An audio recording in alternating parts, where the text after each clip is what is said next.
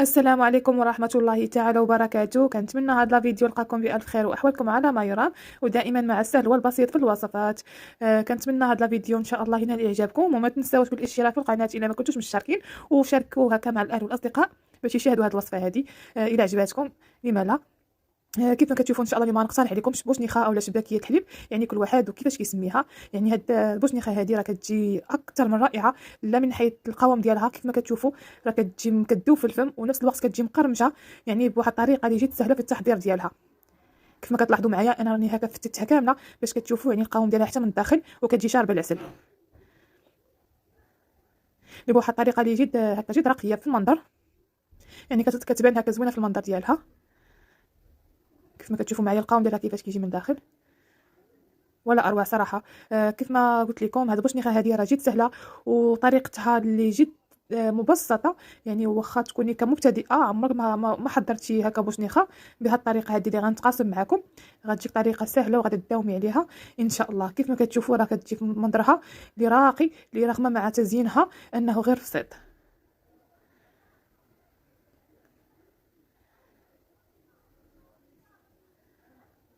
ندوزو دابا مع المقادير وطريقه التحضير على بركه الله.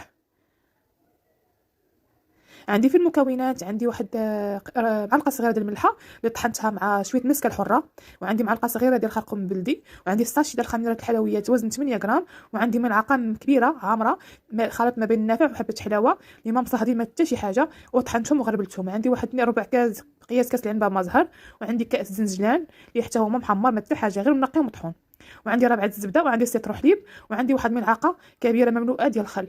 في هاد الكاسرونه هذه غادي نضيف سيترو حليب، غادي نوضع معاه ربعه ديال الزبده، يعني الزبده اللي كتفضلوا، يعني اما حيوانيه اولا نباتيه اولا حتى مارغرين. انا هنا درت هنا غير مارغرين.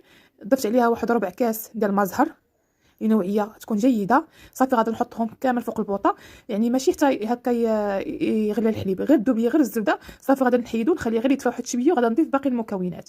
راني ضفت كاس ديال الزنجلان، ضفت معلقه صغيره ديال خرقوم بلدي، وضفت الملح اللي طحنتها مع المسكه الحره، وغادي نضيف ساشي ديال خميره الحلويات اللي وزن 8 غرام.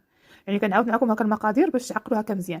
صافي دابا غنخلط الكل جيدا حتى ينسجم لي الخليط غير بيديا، غير هكا بالطراب اليدوي. عاد غناخذ واحد ملعقه كبيره يعني عامره مزيان ديال الخل. صافي غنعاود هكا نخلط، وغادا نكب كامل في واحد القصريه اولا في اناء بهذا الشكل هذا.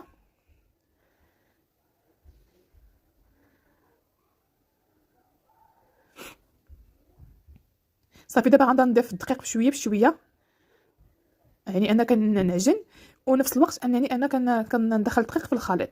هاد الطريقه كيف ما الطريقه اللي تقاسمتها معكم في الشباكيه.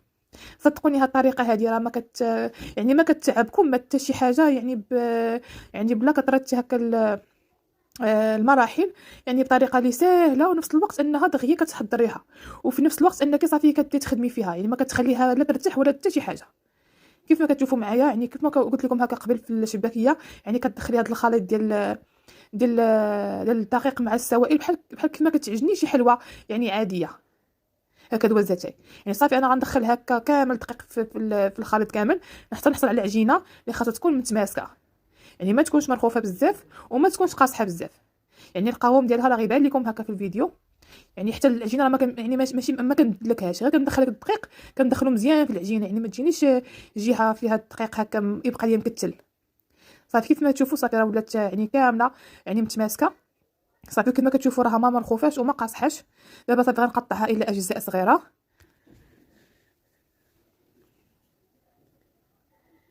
يعني كيف ما قلت لكم راه ما كنخليهاش نهائيا ترتاح، راه كيف ما دابا انا يعني عجنتها معكم كيف ما قطعتها وكيف ما غنبدا نخدم فيها يعني في البلاصه. يعني راه تاخذ من وقتكم واحد الساعتين يعني وقت اللي انك كتحضري فيها البوشنيخه. يعني بقى لي هكا يعني طريقه باش كتشبكيها وبطريقه باش انك كتقليها، ما كتاخذش منكم وقت كتير. صافي انا كنشكلها هكا على شكل كريات غير باش تساعدني باش نعاود نطلقها. صافي انا غنكمل هاد الشيء كامل، غير هي واحد القضيه يعني واحد جوج مراحل غادا ندوزهم. يعني المرحله الاولى غادا نطلقها بلا دقيق ابيض. يعني هاد الطريقه هذه كتسهل عليكم، وكتجيكم من نفس الوقت ان الشباكي كتجيكم هكا مجعبه من الداخل وشاربه العسل، وكتجي مورقه.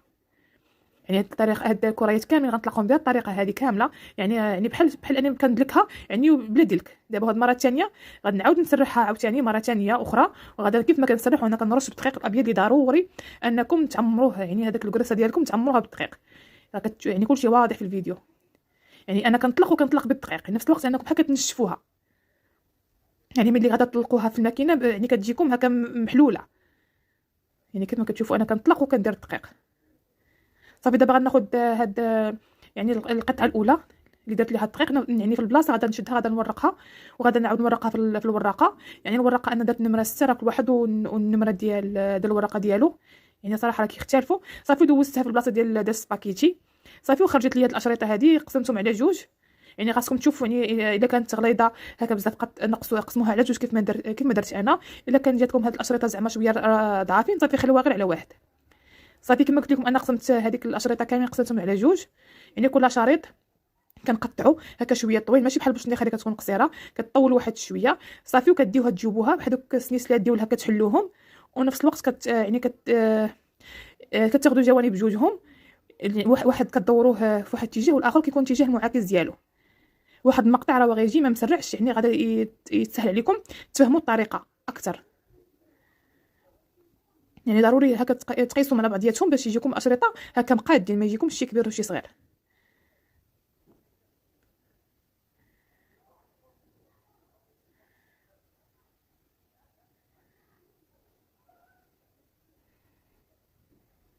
كيف ما كتشوفوا راه كلشي واضح.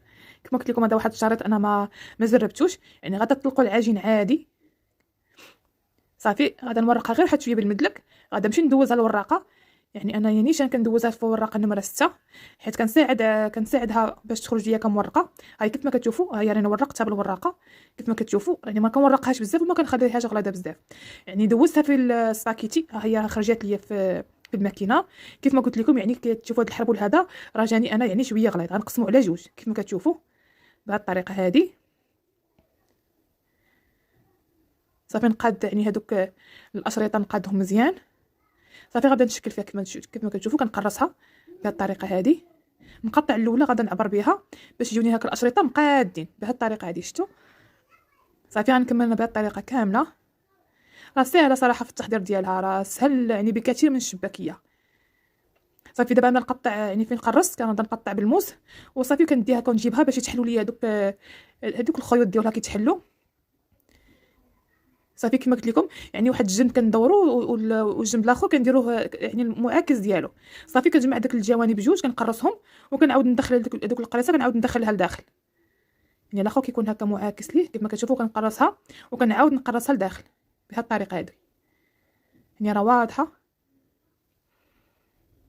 يعني كما كتشوفوا ضروري انكم هكا ديوها تجيبوها باش كتحل لكم. صافي كنعاود نقرصها هكا بجوجهم كنجمعهم، وعاود كندخل هذاك الجانب الاخر كنعاودو ندخلو من الداخل بهذه الطريقه هذه. يعني واخا تشوفوا هكا راها ساهله ودغيا انكم كتحضروها.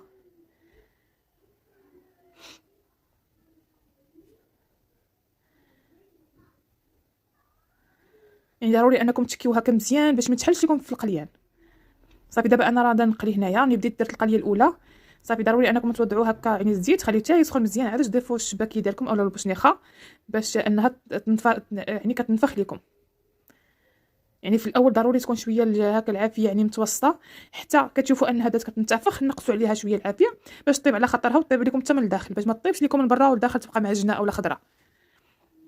صافي انا كنحلها غير واحد شويه بالفرشات من الوسط كما كتشوفوا معايا باش كندخل فيها داك الزيت للداخل.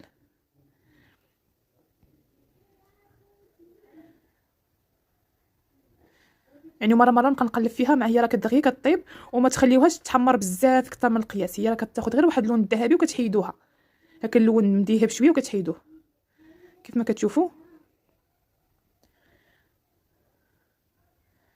صافي هنا بدات كتحمر كيف ما كتشوفوا معايا، يعني ما تخليوهاش تحمر بزاف. يعني العسل حتى هو راه كيعطيها هذاك اللون يعني كيحمرها اكثر من هكا. يعني هكا نقلبها كامل وتكون طيبه كامله يعني من جميع الجوانب وحتى من الداخل نعرفها بلي طابت عاد نحيدها من الزيت. صافي انا غنستمر هكا كامل يعني نحيدهم شويه بشويه ونديرهم في العسل وصافي. وكنخليهم واحد يعني غير واحد شويه، وكنحيدهم من العسل وكنخليهم يتصفاو. يعني صراحه الطريقه راه زوينه بزاف، كما قلت لكم راه كتجي زوينه هاد البوشنيخه هادي، وما كتطلبش منكم حتى شي هكا كما قلت لكم يعني وقت كتير.